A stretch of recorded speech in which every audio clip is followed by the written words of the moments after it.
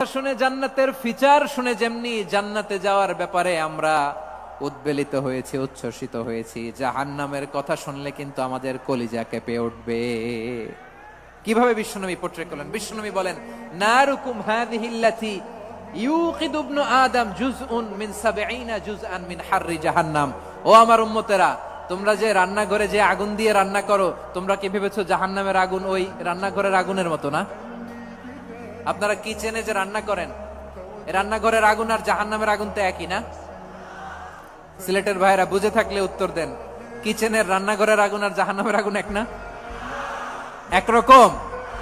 বিশ্বনবী বলেন, জুজউন মিন ৭০ জুজআন মিন হাররি জাহান্নাম। জাহান্নামের আগুন দুনিয়ার আগুনের চেয়ে কমপক্ষে ৭০ গুণ বেশি তেজওয়ালা। জাহান্নামের আগুনকে আল্লাহ নাম দিয়েছেন নারুল্লাহ। এটা আল্লাহর আগুন, নারুল্লাহিল মুকাদা আল্লাতী তাত্তালিউ আলাল আফইদা, যেটা কলিজার মধ্যে যে ধরে যায়।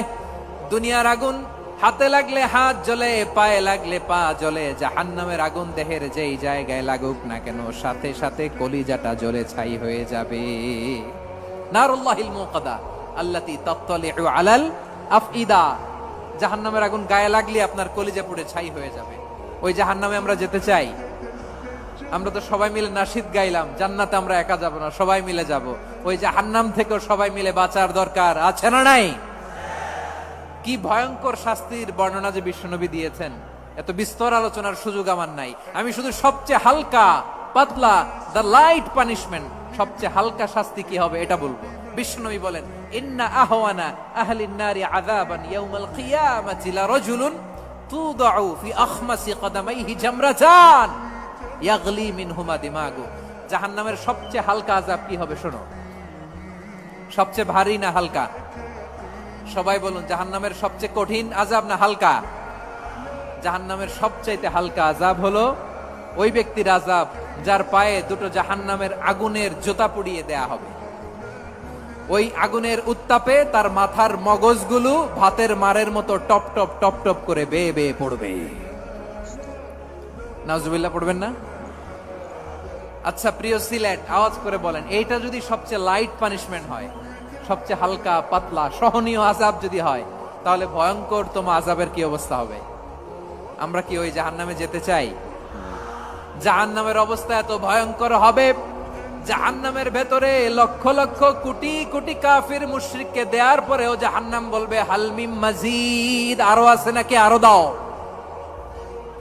কোটি কোটি কাফেরের দল, মুশরিকের দল, সীমা লঙ্ঘনকারী দল, তাদেরকে যখন জাহান্নামে ফেলা হবে, বড় বড় পাথর খণ্ড জাহান্নামে ফেলা হবে, তারপরও জাহান্নাম বলবে, হাল মিন মাজিদ, আরো আছে নাকি, দাও, আরো দাও, আরো দাও। আমার ক্ষুধা নিবারণ হয় নাই। জাহান্নামে তো উত্তপ্ত হবে, জ্বলন্ত হবে, ভয়ঙ্কর হবে। জাহান্নামের এক অংশ আরেক অংশকে খেয়ে ফেলবে। আল্লাহু আকবার। ফেরেশতারাও টালমাটাল হয়ে যাবে। জাহান্নামের রক্ষী ফেরেশতারা কি করবে তারা নিজেরাও বুঝতে পারবে না। কোটি কোটি মুশরিক কাফেরদেরকে জাহান্নামে নিক্ষেপ করার পরেও জাহান্নাম ঠান্ডা হবে না, শান্ত হবে না, বলবে হাল মিন মাজিদ, আরো আছে নাকি, আরো দাও। তখন আল্লাহ তাআলার কুদরতি পা জাহান্নামের ভেতরে ঢুকিয়ে দিবেন। সুবহানাল্লাহ পড়তে পারলেন না মজা করে? কোনো কিছুতেই যখন জাহান্নামকে শান্ত করা যায় না, আল্লাহ তাআলা তার কুদরতি পা জাহান্নামে ঢুকিয়ে দিবেন। দেয়ার সাথে সাথে জাহান্নাম থেকে আওয়াজ আসবে, কত কত বিইজ্জাতিকা ওয়া বিকদরিক, আল্লাহ বিইজ্জাতিকা ওয়া বিকারামিক, আল্লাহ আপনার ইজ্জতের কসম, যথেষ্ট হয়েছে, এনাফ এনাফ, আর লাগবে না। সুবহানাল্লাহ বলেন। ওই ভয়ঙ্কর জাহান্নামে আমরা যেতে চাই কেউ? আমরা সব সময় ওই